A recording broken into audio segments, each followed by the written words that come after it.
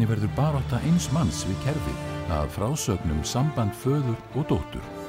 Hvað var það sem lagði mörg hross á bæ í Hvalfirði að velli? Og hvað að frétta af sjálfsmyndinni á YouTube?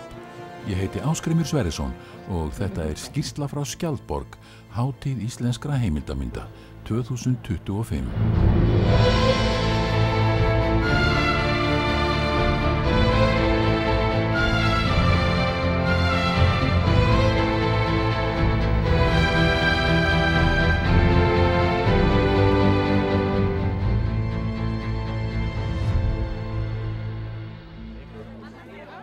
Skjaldborgarhátíðin fór að venju fram hvítasunnuhelgina á Patreksfirði. Alls voru 13 heimildamindir sýndar í ár. Viðfangsefnin eru fjölbreytt og höfundar myndana koma úr ýmsum áttum, allt frá þeim sem að taka sín fyrstu skref í kvikmyndagerð til þeirra sem hafa áratuga reynslu að baki. Skjaldborg hátíð uppgötvana og innblásturs. Gott dæmi Arna Tryggvadóttir sem vakti mikla athygli á hátíðinni fyrir 2 árum fyrir mynd sína Super Soldier. Í myndinni lýsir hún reynslu sinni sem langveikt barn og langtíma áhrifum þess á líf sitt. Ég hef sagt það oft að ég með svona pínu innbyggða sob story. Þannig að ég held að ég sé bara heppin fyrir það. Ég var strax með eitthvað sem ég gat gert myndum. Er ný mynd á leiðinni? Sko, ég hef ekki verið að vinna í neinu akkurat núna, en ég að fá mjög mikið af hugmyndum að vera hérna komin aftur og nú ég bara vona að ég geti komið á næsta ári með eitthvað, sko. Eða þar næsta. Fastur liður á Skjaldborg kynning á verkum í vinnslu. Það sýna höfundar stutta búta og fá viðbrögð frá áhorfendum. Verkin birtast svo gjarnan fullunnin á næstu hátíðum. Eitt þessara verka í vinnslu í ár var Menningarsmyglarinn eftir Jón Bjarka Magnússon og Hauk Má Helgason. Myndin góðan vin þeirra, menningarblaðamanninn Ásgeir H. Ingólfsson. Ásgeir féll frá fyrr á árinu, langt fyrir aldur fram. Hann var reglulegur gestur á Skjaldborg og eftir hann liggja fjölbreytt skrif verkin á hátíðinni í gegnum árin. Og okkur fannst eitthvað svona áhæfilegt samhengi í öllu saman því hann var svo rosalega öflugur og góður, greinandi, menningarblaðamaður, skáld, bara svona menningarmaður. Hann var búinn að búa sér til svolítið svona aðstæður þannig að hann gat í rauninni leyft sér að sinna menningarblaðamennsku af þeirri alúð sem hann gerði með því að búa í Prag, þar sem rótin að lifa og þannig gat hann einhvern veginn farið á kvikmyndahátíðirnar þar sem hann fékk eiginlega varla neitt borgað fyrir, annað en bara upphald og eitthvað svoleiðis, til þess að sinna svona þessari ástríðu sinni. En svo náttúrulega fellur Ásgeir frá núna í byrjun árs og það svona svolítið í því samhengi sem að maður svona grípur aftur inn í efnið fyrir að skoða það, velta því fyrir sér og taka það svolítið svona saman aftur og það svona það sem maður að sýna og kannski það í bland við ýmislegt annað gæti verið kannski góður efniviður í mynd þennan yndislega, merkilega mann.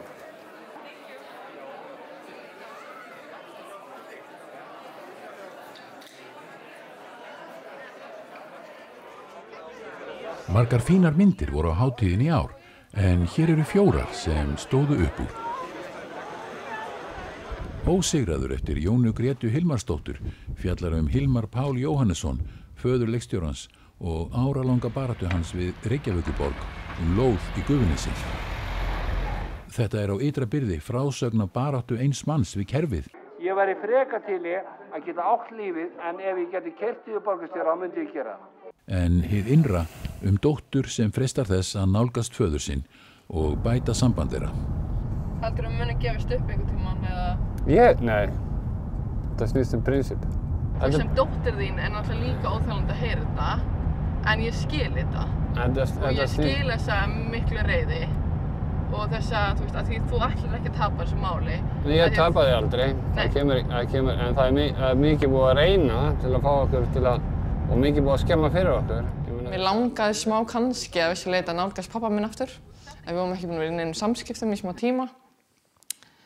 Og mér fannst þetta vera einhver leið sem hann væri til í eitthvað samtal sem hann langar rosa mikið að tala og að eiga við mig þetta mál. Þannig ég fór svolítið, ég sagði við hann að þetta væri mynd hans baráttu við Reykjavíkurborg, en ég fór kannski inn í þetta forsendum að þetta væri heimildamynd okkar samband. Man finnur rosa mikið að þetta mynd ykkur. Þig langar að komast einhvern veginn nær honum og þú ert að reyna að finna leiðina til þess. Já, það klálega það sem ætlunin var. Og að ég kannski bara vissi það ekki fyrst. Ég hélt líka að ég væri kannski að fara aðeins að, þú veist, kynna mér málið eitthvað frekar. Síðan fann ég að það var bara ekki það sem ég ætlaði mér að gera þegar ég byrjaði að taka upp.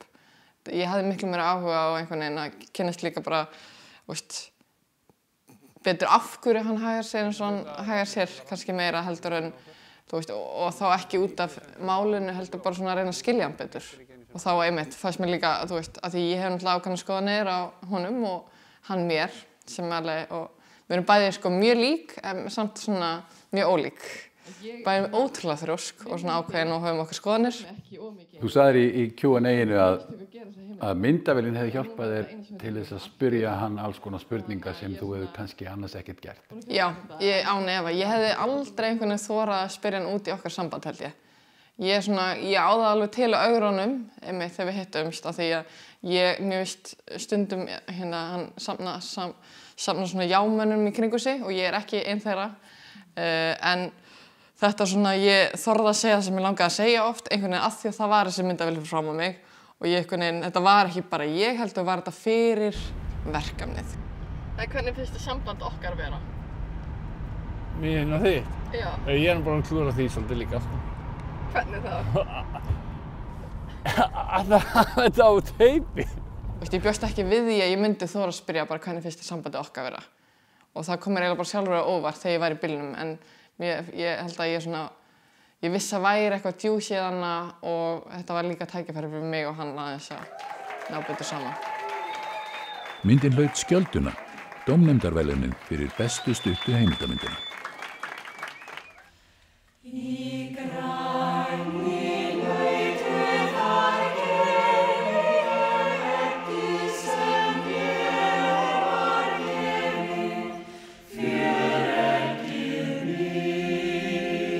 Frá ómeti hljóms eftir Ásdísi Thoroddsen söguleg heimildamynd breytinguna sem varð á íslensku tónlistarlífi á 19. öld þegar ný hljóðfæri, nýjar tóntegundir og sönglög bárust frá meginlandinu. Þetta heillandi og áhugaverð mynd menningararfleifð sem ómar enn í samtímanum. Nú ertu búin að gera hvað? Þú ert búin að gera myndir búninga og fatnað gegnum aldirnar, mat í gegnum aldirnar, gróður fari gegnum aldirnar og núna tónlist, ég er að gleyma einhverju. Tröllin og árabáturinn hérna, margt löngu. Hann fór víða. Nei, sko málið það auðvitað, ég bara hirti það upp sem aðrir höfðu gleymt að gera kvikmyndum. Ég bara var að sinna hlutverki. Það þurfti að búa til mynd. Tónlist á Íslandi. Það var til alveg mígrútur af myndum tónlist og tónlistamenn og þannig séð. En það vantaði svona þá gömlu og yfirlit líka og sett svona dálítið víða skírskotum. Þetta mágur hans og sá sem flutti inn fiðlurnar og allt í einu sko stækkaði myndin heilan helling. Ég klippi, framleiði, leikstýri, skrifa handrit. Þetta mjög illa liðið og eiginlega bara bannað. En hvernig á maður að geta gert heimildarmyndir annars? Það bara þannig. Sko nema maður sé að fjármagna þær í 3 til 5 ár. Auðvitað hef ég gaman að þessu. Og bæði gaman að gera bíó og líka að sinna þessu sko hugðarefni mínu. Hér þátti sér dætur bæ, sól og sumar í fríða, Katrín og Signý heita þær, þínur í velli drengir burtur í það, smánu tvær svo lengi, sól og sumar í fríða, sólin skein á mengi, þínur í velli drengir burtur í það. Þetta með að það hafi ekki verið dansað á Íslandi eða þá tónlist barst til Íslands. Vissulega eru rímurnar sér á parti, það auðvitað, þarna rennur saman danshefð frá meginlandinu og svo kveðskapurinn okkar, sá sem fyrir var. En það hefur alltaf verið haft með skipum og fólk fór utan og það lærði nýja tónlist. Íslands þúsund ár, Íslands þúsund ár. Það væri gaman ef þetta gæti haldið áfram að þrífast við hliðin á hínu eða jafnvel smitað út frá sér og út og inn. Allt hægt núna í tónlistinni. Það svo margar leiðir.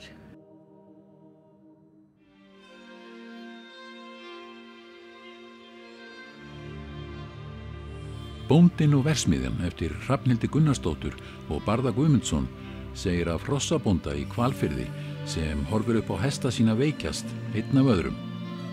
Hana grunar að ástæðuna megi rekja til álversins í næsta nágrenni, en það reynist þrautin þyngri að fá hljómgrunn fyrir þau viðhorf.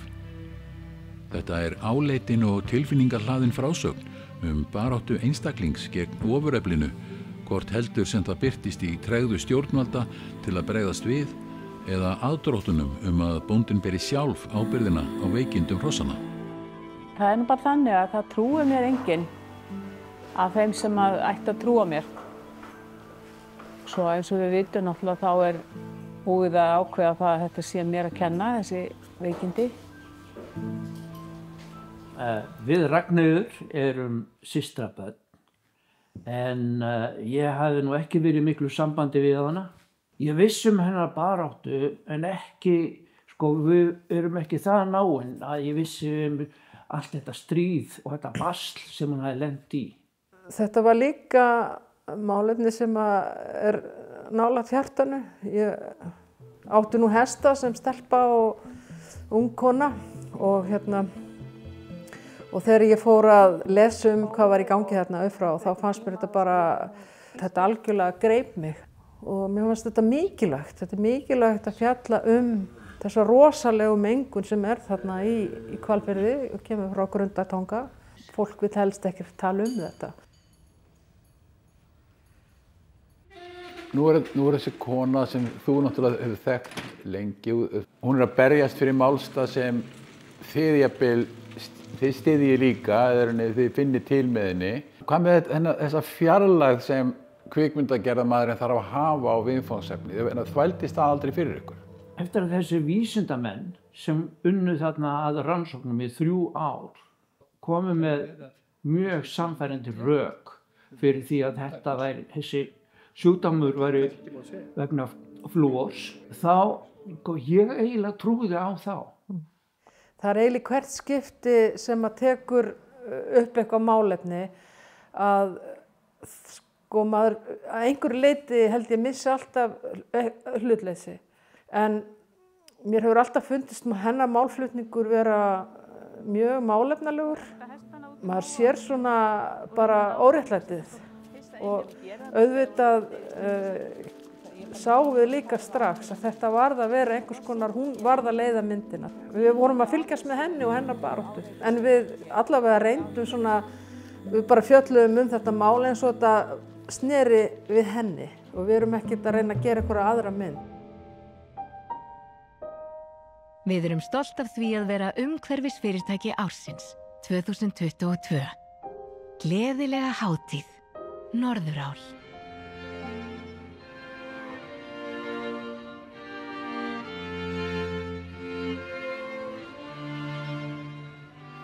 Nú voru rosalega ástríðufull viðbrögð áhorfenda í salnum áðan. Hvernig upplifið þið þetta? Ég var bara hissa eftir spurningarnar.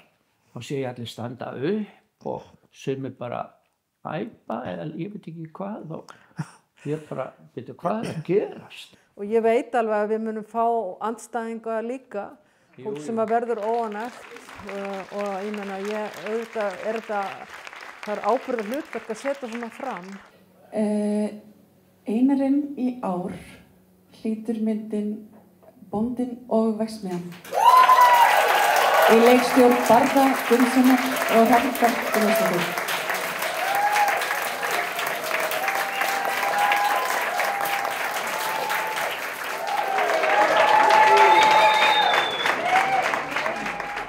Mitt ljóð bæn og þökk til þín, en þín var gjöfin dóttir mín.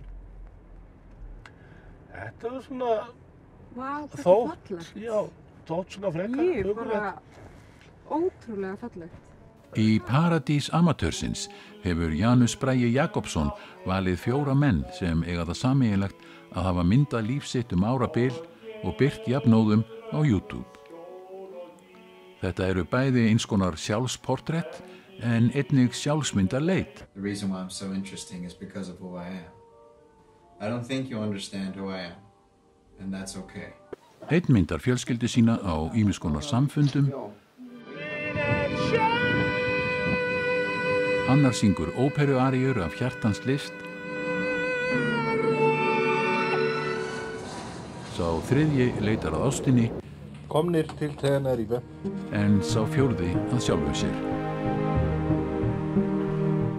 Janus Bragi nýti sér þetta myndefni en fylgir þeim einnig sjálfur eftir og myndar við á tengsl. Eitt svona loka spurning, svona frá dýpstu hjartarótum, hvað er mikilvægast í lífinu?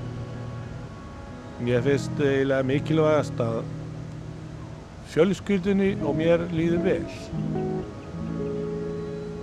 Það er ekki stærri þægindaringur en það. Frásögnin liggur í bilinu milli vona og væntinga annars vegar og hrás raunveruleika hins vegar í þessari margslungnu, tragikomísku og mannlegu kvikmynd sem uppskar ljóskastaran aðalverðlaun dómnefndar að þessu sinni. Og þá var þetta náttúrulega allt öðruvísi, þetta átti að vera 30-40 manns og maður bara hoppa þessa sögu, hina söguna og svona sko, en svo bara í eðli þess sem við gerum þá einhvern veginn fókuserast hlutinir. Það lítur að hafi svona vinna að komast niður á þessir 4 verða í myndinni. Já, við fórum náttúrulega í tökur með fleirum en sjást í myndinni, alveg frábært efni frá frábæru fólki og sem tóku þátt í þessum leik með okkur.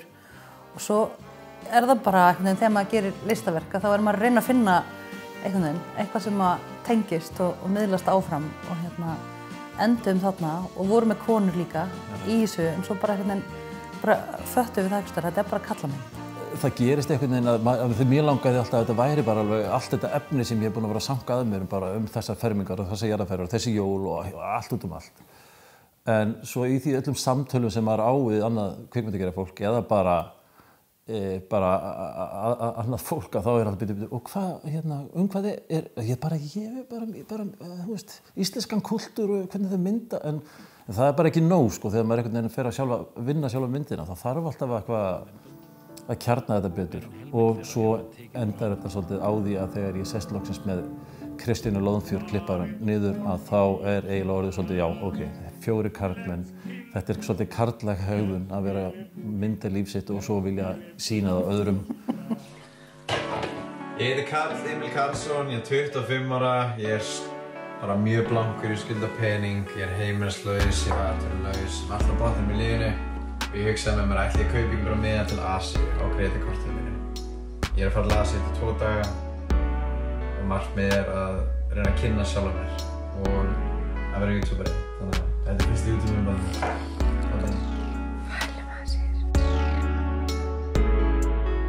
Mér þykir ógulega vænt þá alla og mér er það mjög mikilvægt að þeir upplifi sjálfan sig á góðan hátt. Ekki endilega eitthvað fullkominn flekklausan hátt, heldur má bara vera manneskja. Og líka hluti af þessu samtali þegar maður fá þátttakendur með sér í heimildarmyndir er að þeir gera sér grein fyrir í hvað þeir eru að stíga út í að því leyti sem þeir geta. Sko. Þú veist, þú er bara að vera velta fyrir mikið sannleikunum, hef ég heyrt í vídeónum og þú ert upptekinn að því að segja satt. En þú veist, hefur þú lent í dilemmu með það? Er ég að segja satt? Wow. Sú mynd sem að maður sér af mönnunum þegar Janus og hefur farið í tökur er að Janus er bara býr til bara öruggt rými og veitir þeim áheyrn, eða skilur ekki áheyrn, heldur bara á í samtali og hefur virkilegan áhuga og þá náttúrulega dregur bara fram mynda fólki sem einhvern veginn hlý og til staðar og það svo mikið fyndið í mennskunni. En öðru hvoru lendir maður á dútum eins og þér, skilur sem að mynda líf sitt og það ekkert margir sem gera það og þeim mun færri sem kannski ganga blont og þú, að maður fær stundum áhyggjur. Vel sagt. Vel orðað upp að þessari línu. Já. Og mér finnst líka, við vorum svolítið skýr með það að á endingu þetta ekki þeirra saga. Þú veist, þetta sagan sem verður til í klippiherbygginu, sem ekkert endilega sama saga og þeirra saga Þú veist, þetta alltaf saga sem að Janus að segja. Þetta mín saga af þeirra lífi og þetta mín sýn á þá og það ég sem verð að bera ábyrgð á því en ekki þeir. I think I'm gonna go find myself now.